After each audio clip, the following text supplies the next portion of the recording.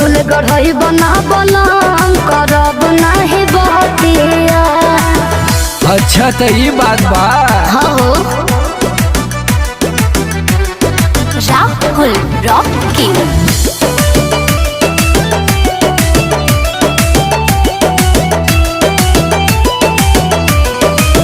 लहिका के जैसे मोहे बहा करेला कुछ मांगी तो बहाना बना देला।